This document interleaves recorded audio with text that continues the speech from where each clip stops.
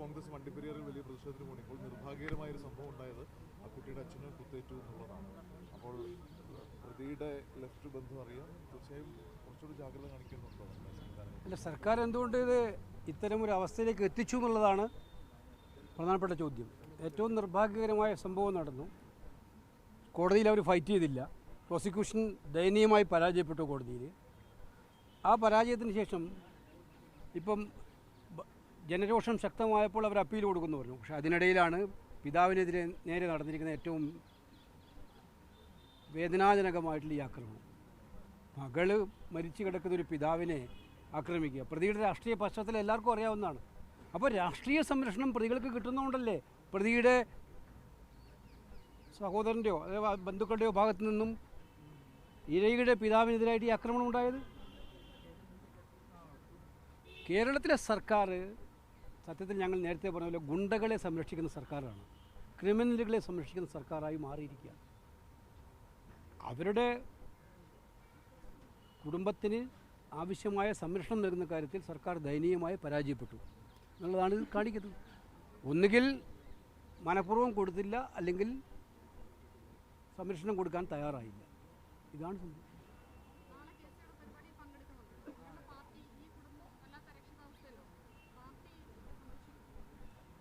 തീർച്ചയായിട്ടും ആ കുടുംബത്തെ മാത്രമല്ല, ഇത്തരം പ്രയാസപ്പെടുന്ന കുടുംബങ്ങളെയെല്ലാം സംരക്ഷിക്കേണ്ട ഉത്തരവാദിത്വം പാർട്ടിക്കുണ്ട്.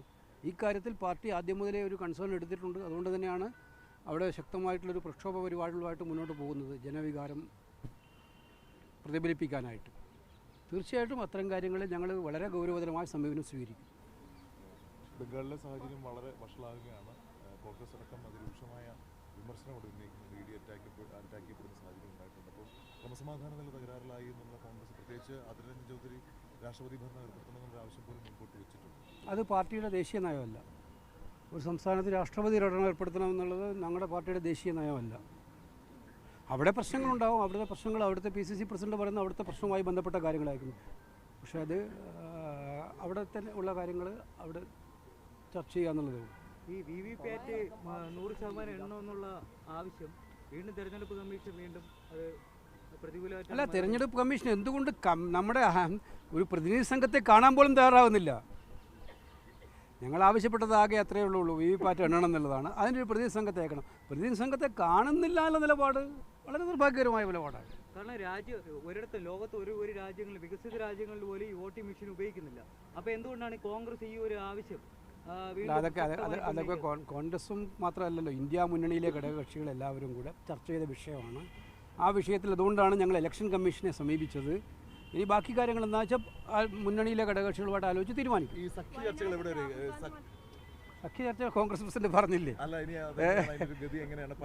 പ്രത്യേകിച്ച് JDU ബീഹാറിൽ ഒരു ഉടക്ക് വെക്കുന്നു, ആം ആദ്മി പാർട്ടിയായിട്ട് പഞ്ചാബിൽ സഖ്യമില്ലെന്ന് കോൺഗ്രസ്. നിങ്ങൾ ഈ ഉടക്കിൻ്റെ പിന്നാലെ മാത്രം പോവാതെ, സാഹചര്യം സ്വാഭാവികമായിട്ടും ഞങ്ങൾ ആദ്യമേ പറയുന്നുണ്ട്, ഇതൊരു 26-27 പാർട്ടികൾ തമ്മിലുള്ള മുന്നണിയാണ്. എല്ലാം ഒരേ സമയത്ത് തീർക്കാൻ പറ്റില്ല. അലയൻസ് ചർച്ചകൾ നടത്തേണ്ടി വരും, പല പ്രാവശ്യം ചർച്ച നടത്തേണ്ടി വരും. അവസാനം നിങ്ങൾക്ക് വെള്ളപ്പൊക്കം വരും. ഇന്ത്യ മുന്നണിയിൽ എല്ലാവരും ഒറ്റക്കെട്ടായിട്ട് BJPക്കെതിരെ മത്സരിക്കുന്ന രാഷ്ട്രീയ സാഹചര്യം ഉണ്ടാവും. വെള്ളപ്പൊക്കം ഏത് സമയത്തോടു കൂടി കാണാൻ കഴിയുന്ന സൂചനയുണ്ടോ? പ്രയാസപ്പെടേണ്ട, ശുഭാപ്തി വിശ്വാസം വേണ്ടേ നമുക്ക് കൃത്യമായിട്ടും. നിങ്ങൾ ഞങ്ങളെ അതാ കോൺഗ്രസ് പ്രതിനിധി, നിങ്ങൾ ഞങ്ങളെ സഹായിക്കുക. ഞങ്ങൾ കൊച്ചിയിലൊരു വൻ സമ്മേളനം നടത്തി. ഞങ്ങൾ മഹിളാ കോൺഗ്രസ് മാത്രം നടത്തിയ സമ്മേളനമായിരുന്നു. 50,000 ആൾ വന്നു. അത് വൻ സ്ത്രീ മുന്നേറ്റമായിട്ട് മാറിയില്ല. ഇന്ത്യൻ പ്രധാനമന്ത്രി സർവ്വസന്നാഹത്തോടും കൂടി തൃശ്ശൂരിൽ പോയിട്ട് 10,000 പേരുടെ സമ്മേളനം, അത് കേരളത്തിലെ വൻ സ്ത്രീ മുന്നേറ്റമായി മാറി. ഇതുകൊണ്ട് അത് ഞങ്ങളെ കുറച്ചുകൂടെ, പ്രതിപക്ഷത്തെ കുറച്ചുകൂടെ സഹായിക്കാൻ നിങ്ങൾ മാധ്യമങ്ങളും കൂടെ തയ്യാറാവണം. ഞങ്ങളുടെ ശബ്ദം കൊണ്ട് മനസ്സിലായില്ലേ? അവിടെ വെച്ചിട്ട് മുഖ്യമന്ത്രി പുള്ളി പറഞ്ഞത് മുഖ്യമന്ത്രിയുടെ ഓഫീസ് മുഴുവൻ സ്വർണ്ണക്കടക്കണത്തിൻ്റെ കേന്ദ്രമാണെന്നാണ്. ആരാ പറയുന്നത്? ഇന്ത്യ ഭരിക്കുന്ന പ്രധാനമന്ത്രി. എല്ലാ ഏജൻസികളും അദ്ദേഹത്തിൻ്റെ കയ്യിൽ. അദ്ദേഹം ഒരാളെ കുറ്റവാളിയാണെന്ന് പറഞ്ഞാൽ നടപടി എടുക്കേണ്ടത് അദ്ദേഹമല്ലേ? അദ്ദേഹം പ്രസംഗിക്കാൻ വേണ്ടിയുള്ള വാചകമായിട്ടാണ് ഉപയോഗിക്കേണ്ടത്.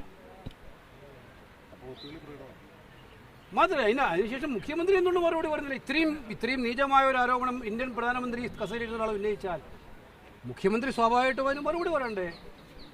കേരളത്തിലെ മുഖ്യമന്ത്രിയല്ലേ പ്രധാനമന്ത്രി നേരിട്ട് അറ്റാക്ക് ചെയ്തിരിക്കുന്നത്. അപ്പോൾ അതിന് മറുപടി മുഖ്യമന്ത്രിയല്ലേ പറയേണ്ടത്, മുഖ്യമന്ത്രിയുടെ അനുചരന്മാരല്ലല്ലോ പറയേണ്ടത്. അത് ബിനോയ് വിശ്വം എല്ലാ രീതിയിലും ആവർത്തിക്കുകയാണ്. എന്താണ് അവരുടെ പ്രയാസം മനസ്സിലാക്കാൻ പറ്റുന്നു.